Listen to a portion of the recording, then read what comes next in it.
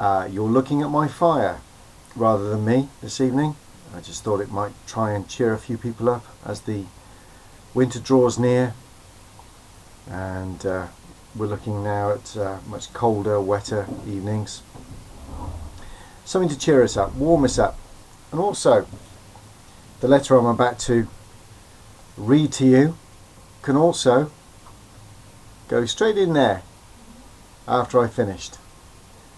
But I won't do that because this letter needs to be kept for reference. But symbolically, it needs to be put in there with everything else that belongs to the Watchtower Bible and Tract Society, excluding all of the brothers and sisters that are so vulnerable right now and that we love dearly. So I stress, we love them dearly. We love everything about them. What we don't love is the stuff that is supposed to be protecting them. Okay? This stuff. Somewhere along the line, this letter dated 1st of October 2012 was leaked by a very concerned elder from somewhere out there. It's now doing the rounds. And I'm going to read it. So the reason I'm going to read it is so that I can just say that and keep to our tradition of exposing things as they become real, and you can decide for yourselves as Jehovah's Witnesses, if you are in these congregations, you need to be forewarned and forearmed, because they're not going to tell you what's in these letters, and as a result of that you can find them on the internet, but it's sometimes good if you can just hear it from somebody else as well. To all the bodies of elders, child abuse. Dear brothers, this letter updates the letters to all bodies of elders regarding child abuse. Dated March 23rd, blah blah blah, and it goes on with lots and lots of dates. Those letters should be removed from the congregation permanent file of policy letters and be destroyed. Then the italics change, the font changes, and it says no one should keep originals or copies of any of those letters. No one should keep them. So they don't want any of the past records anywhere out there. Well, sorry Watchtower Bible and Tract Society, but we have all of those letters as well.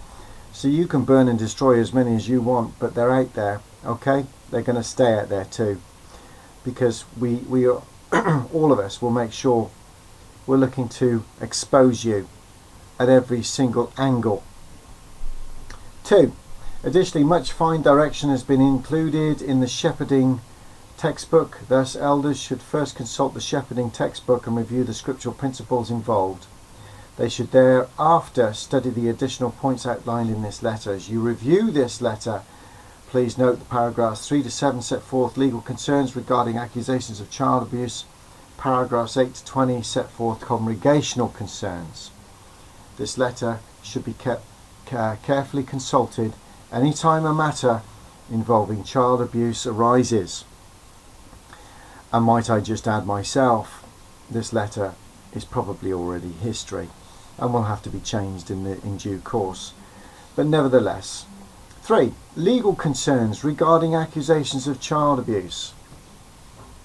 What is child abuse from a legal standpoint? Child abuse includes the sexual, physical abuse of a minor, a person less than 18 years. Do you know what? I'm not going to go through all of this because I'm just going to send everybody to sleep. But it's actually trying to make a point of what child abuse really is. And it talks there of fondling genitals and the breasts and buttocks and all that type of thing. And we get the general picture of what child abuse really is, don't we, brothers and sisters? So let's move on. 4.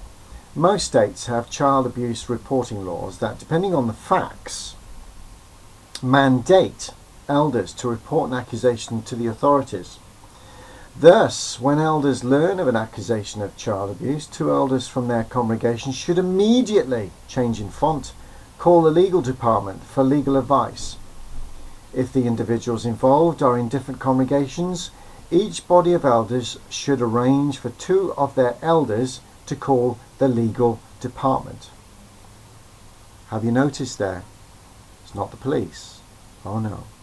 Even though it's mandatory in some states in America, unfortunately it's not mandatory over here in the UK. But they are to inform the legal department first. A call should be made even when both persons involved in sexual misconduct are minors. The elders should not ask an alleged victim, the accused person, or relatives of the victim or accused to call the legal department.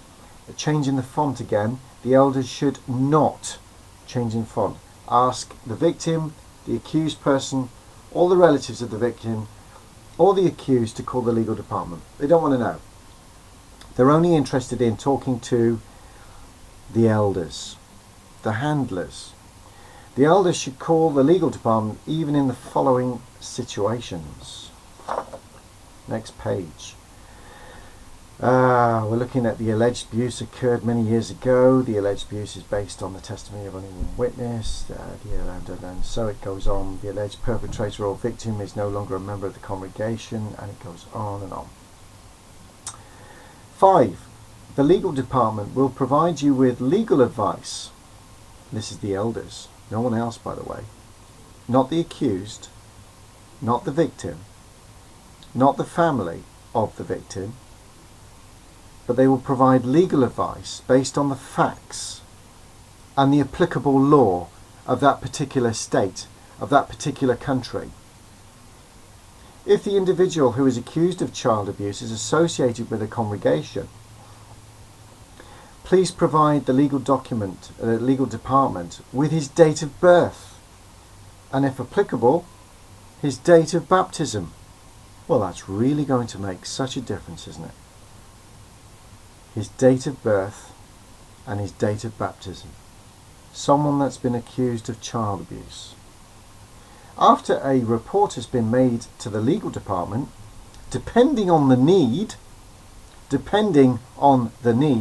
someone that's just been accused of molestation or rape, the elders may be directed to contact the service department for assistance with questions regarding theocratic or judicial aspects of the case, or regarding how to protect children.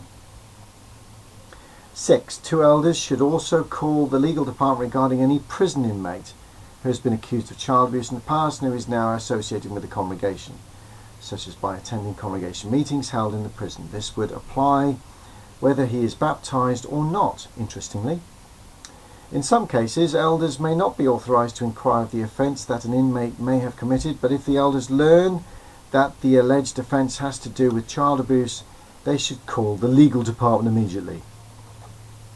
If they learn of child abuse, okay? Once again, they call the legal department. It seems very clear that the Watchtower Bible and Tract Society legal department is far more important than the local authorities, than the police. Romans chapter 13 verse 1. The superior authorities. 7. If the elders become aware of minors associated with a congregation sexting with other minors, or adults sexting with minors, the legal department should be called immediately. The legal department does not need to be called when the elders receive reports of adults that in cases in which all parties involved are at least 18 years old. Okay. Now we go on to the interesting stuff. Congregational concerns regarding accusations of child sexual abuse. I'll make that title again. Congregational concerns regarding accusations of child sexual abuse. 8. What is child molestation from a congregational standpoint? Interesting question. Webster's 9th New Collegiate Dictionary defines paedophilia as sexual perversion in which children are preferred sexual objects. It then talks about the Watchtower, February 1st, 97, page 29, Deuteronomy 23, 17 and 18, condemns such practices as detestable. Okay, let's just read down a bit further. I want to try and keep everybody's interest going here. In harmony with these references, we are herein discussing sexual perversion, in which children are the object of sexual abuse, including fondling by an adult. We are not discussing, here we go, here's the first interesting bit. We are not discussing a situation wherein a minor who is a willing participant and who is approaching adulthood has sexual relations with an adult who is a few years older than the minor.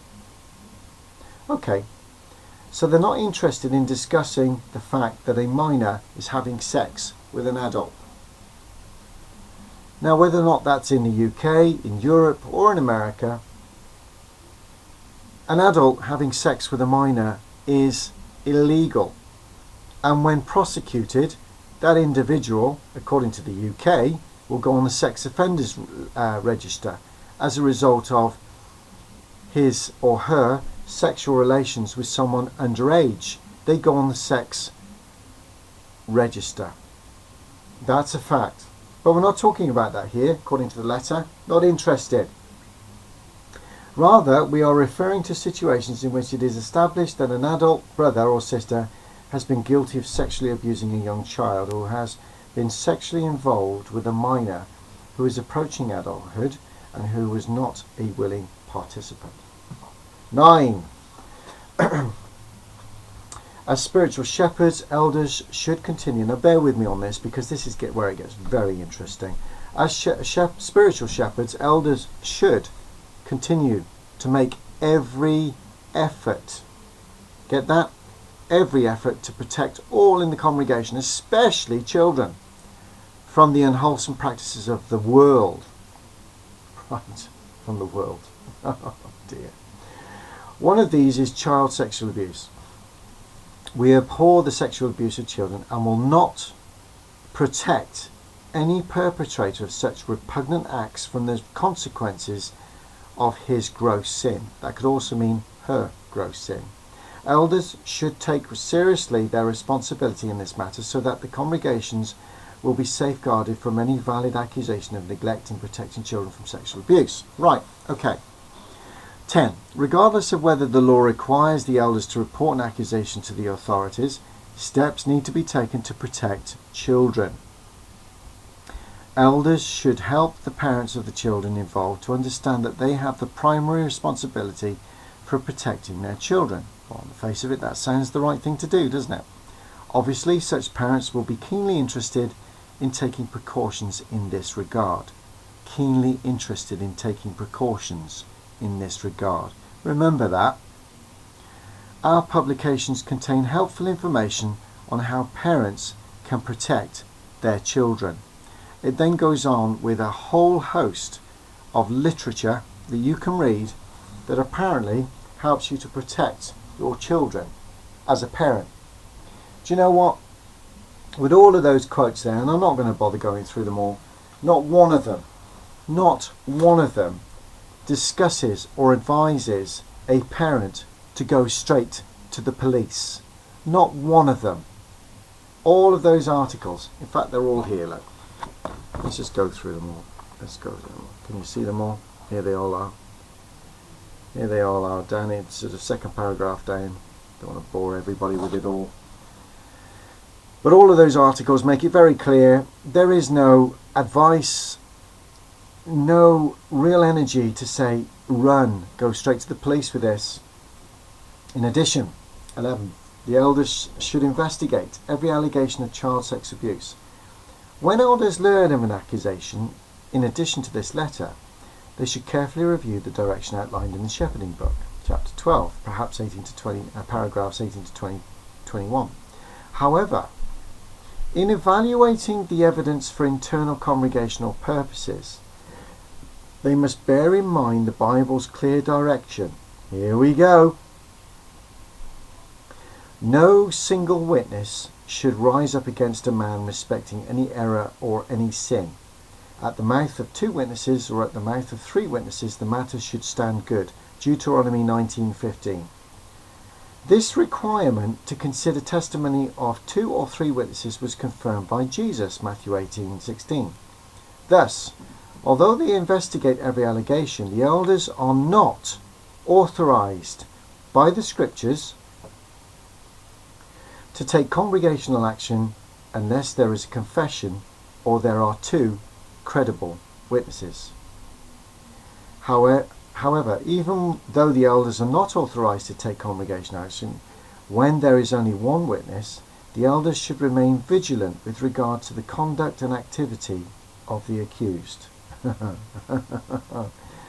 Remember, going back to paragraph 19, it said that all spiritual shepherds should continue to make every effort to protect all in the congregation, especially children, it says. And now we're hearing, but if there's only one witness, go to the back, put it on hold. The fact that he's raped that child over there, there is absolutely no way you can go anywhere with this. And that is a strict instruction from the Watchtower Bible and Tract Society. You cannot go anywhere with it. Why? Deuteronomy chapter 19 verse 15 and a misapplied scripture at Matthew 18:16.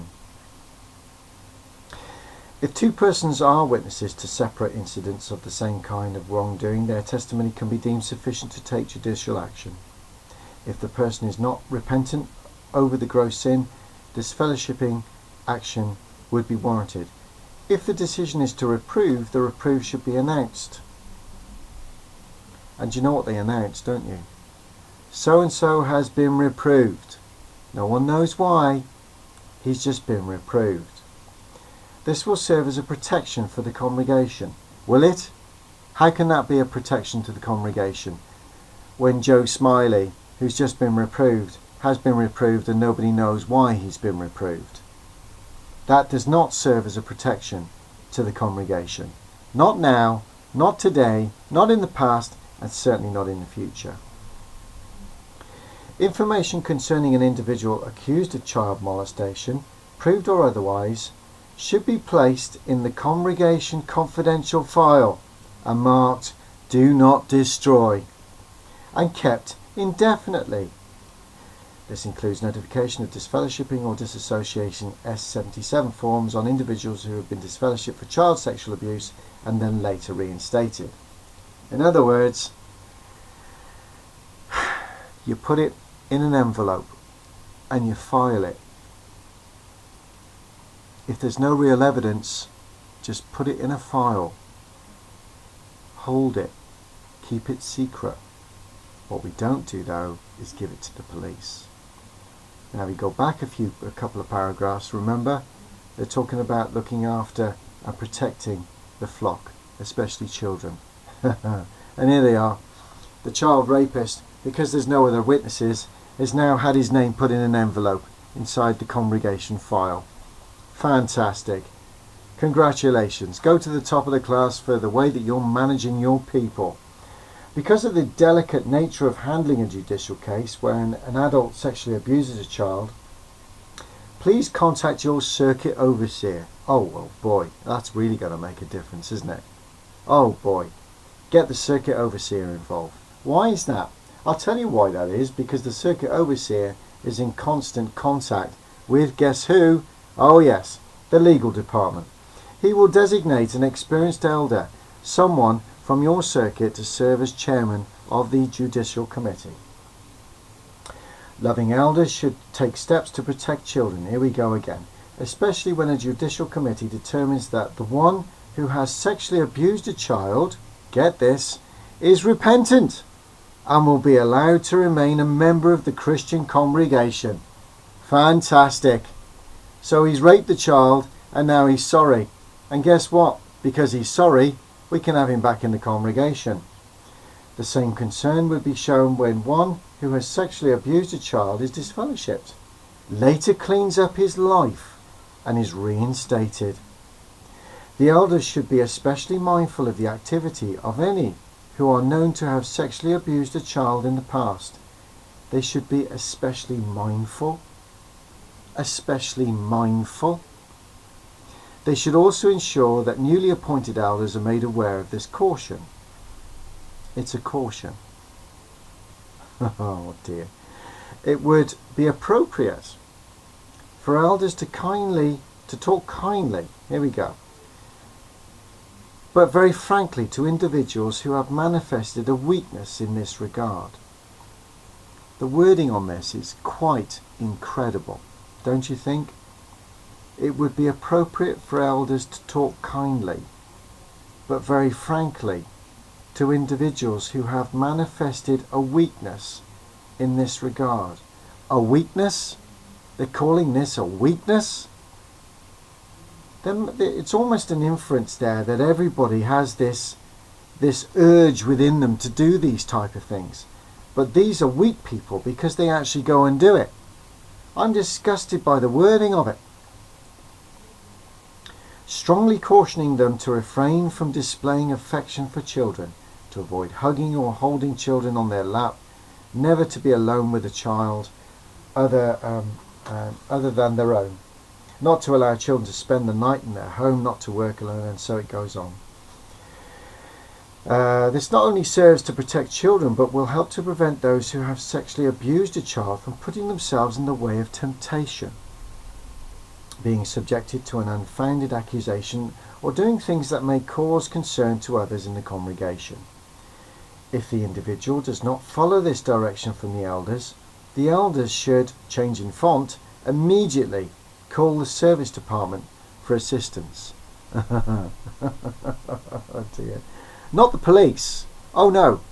This is a raving lunatic who's going around molesting and raping children. But you go to the service department that could be hundreds of miles away because you need to get advice. Now, this isn't advice that they're giving to the elders here. This is instructions. They have to follow it to the letter. 13. If the individual does not follow the above direction from the elders, or if the elders believe he may be a predator, the elders should immediately call the service department for assistance. Here we go.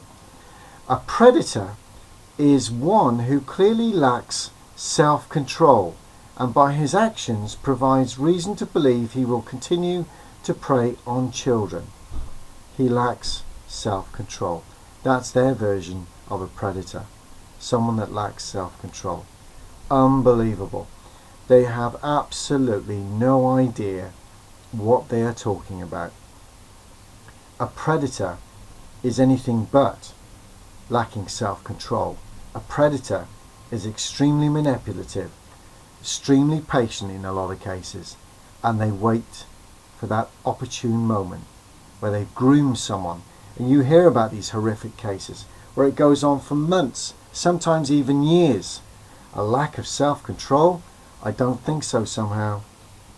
The branch office, not the local body of elders, determines whether an individual who has sexually abused children in the past will be considered a predator.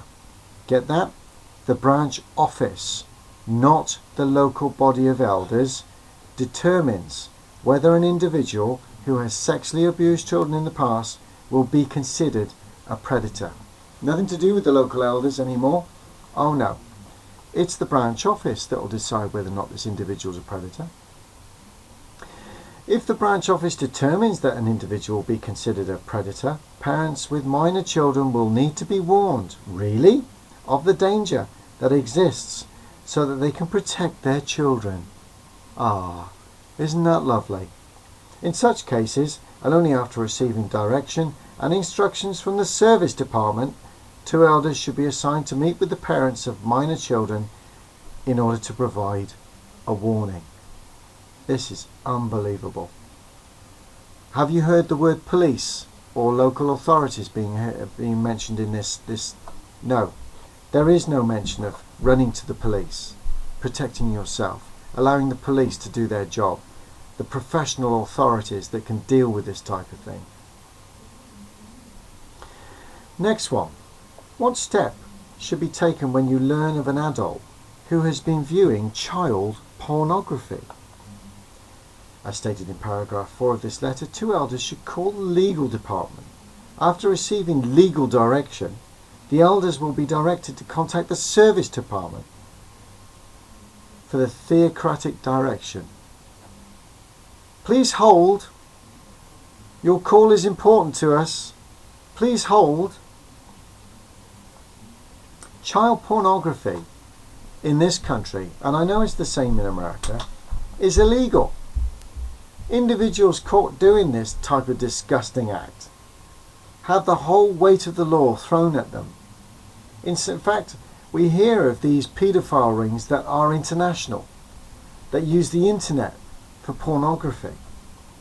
And yet here we have what steps should be taken when you learn of an adult who has been viewing child pornography.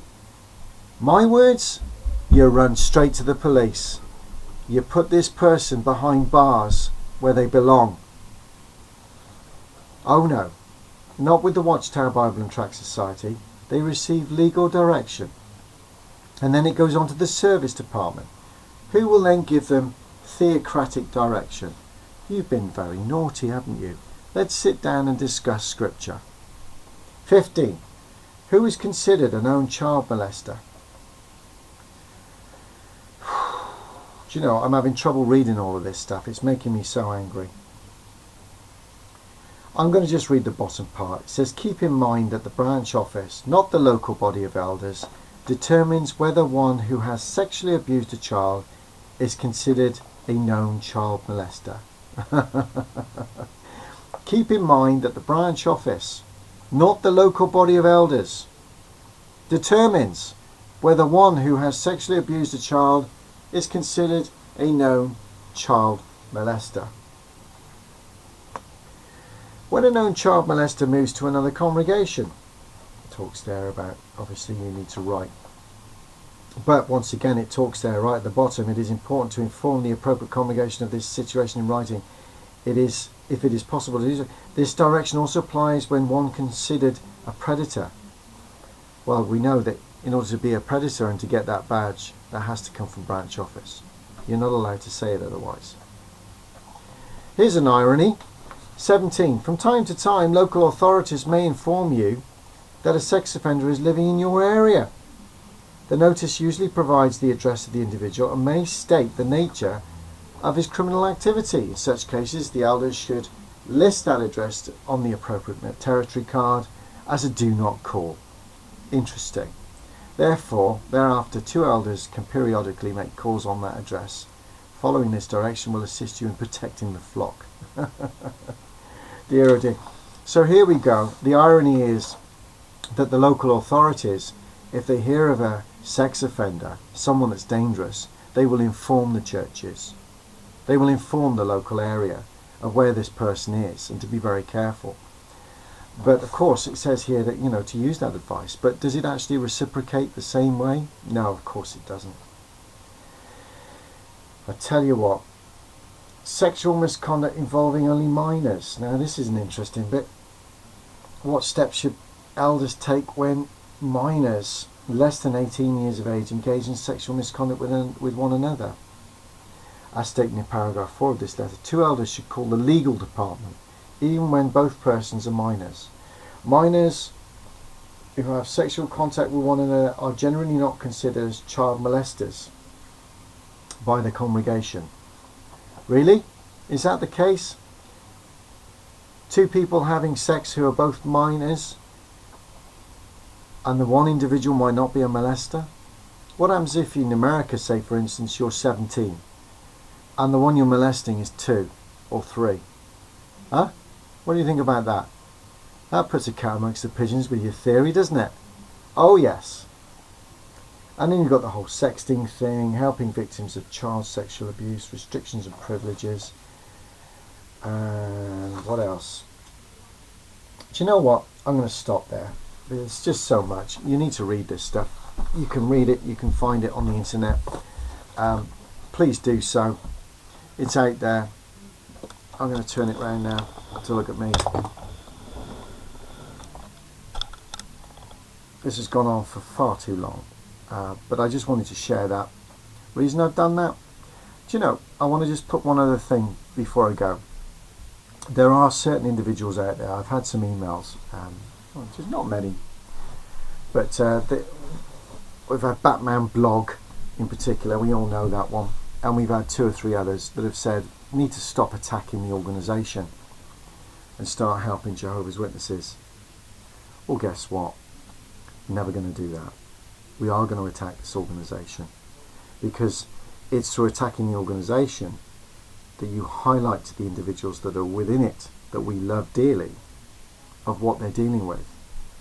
And when you're looking at child sex abuse, rapists, that could be sat next to them, smiling at their children as the meeting starts, and elders know that it's a rapist, and they're not telling the individuals within their congregation because they're under strict orders not to. Because quite often now, as the new letter says from October the 1st, they're not even considered predators unless it's come from the branch office. Okay, I'm not going to rant on, but we are here to expose you. We're here to let you know, elders, if you're doing the right thing, you should be running to the police. You should be reporting this to the police. You should be informing everybody that's vulnerable in your congregation, and you should be then preventing it from going any further. Report it, inform it, and prevent it. RIP, it's called. Report, inform, prevent. Do not go back to your branch office. If you do, you're actually doing something which is probably not supporting anything other, and it's almost illegal in most places, what you're doing. I'm going to leave it there. I've said enough on this one, but it's just to let everybody know we are still out there. We're going to read everything, even though it might be very boring to a lot of people, but to those that are in the know, it's important this stuff is kept on YouTube for a very good reason. Bye for now.